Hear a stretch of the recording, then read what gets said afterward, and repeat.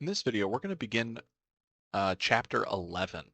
And we're going to begin by talking about a very related idea to what we covered in section 10.3.1, where we looked at the chi-squared test for independence.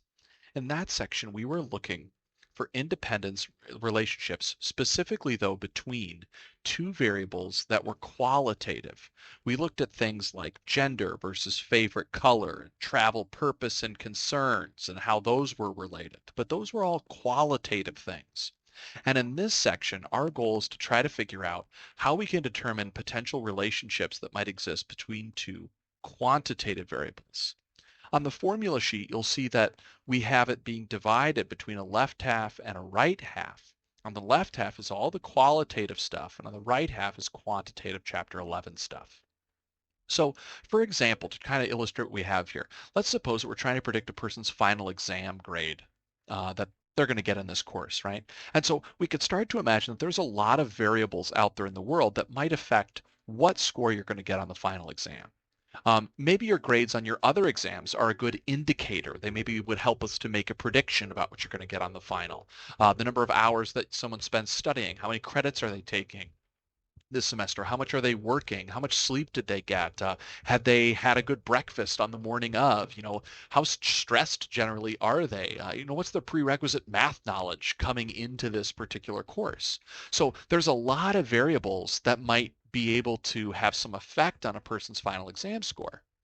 And what we might want to do is to say, would we be able to better predict a final exam score for a person if I knew any of these particular values? So we can see that relationships between certain values exist, and these relationships are what we often define or refer to as an association. So we say that an association exists between variables when one of them is related to the other in some way, shape, or form.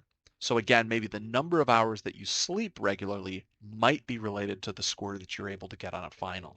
There might be an association there.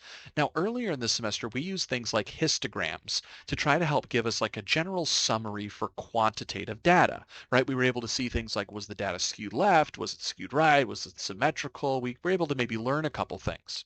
Well, maybe let's say this. How about I suppose that I did a sample of 29 students and I recorded their final exam scores, and I also recorded the number of hours that they claim to have spent studying for the final. And maybe I position them side by side and I have these two histograms to help summarize the data.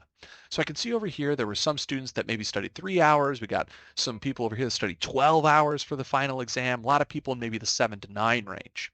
And then these are the final exam scores that were earned in the class. Now, in looking at these two histograms, we can get a lot of information about each variable, like the number of hours studied and the score on the final exams. We can get information on those individually. But the hard part here is trying to determine a relationship. It's really hard to say, does this person who studied 12 hours, did they end up being the person that scored the 97? Like, I have no idea. I would hope so. I mean, they put in a lot of time, but maybe this person that got the 12 actually scored the lowest in the class, right? I mean, that's definitely a possibility. So what we would like to do instead is to try to come up with one picture that might be able to help us figure out the relationship between both these variables by putting both these variables kind of in the same picture at the same time. The picture that we use to do this is what we refer to as a scatter diagram.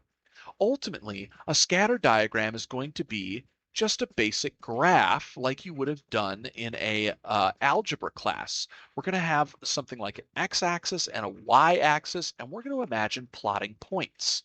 What we're going to see here is that the scatter diagram is a graph that shows a relationship between two quantitative variables um, measured on the same individual object. So we're going to say that maybe x is a measurement for one of the variables. And since it's numerical, like number of hours studied, maybe I could see that maybe like 5 represents 5 hours studied on an exam. And maybe my vertical axis is someone's score that they get. Maybe they got like an 80% on the final. And so they get an individual dot. And that dot has two pieces of information. It has X, number of hours they studied, and Y, their score on the exam.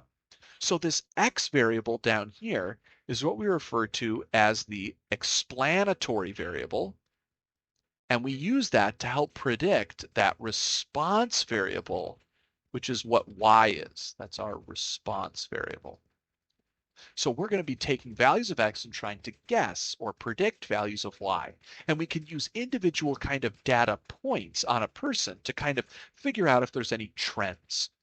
In the next video, you'll see how we make one of these pictures and take a look at how the calculator can actually be used to construct one of these for us very quickly.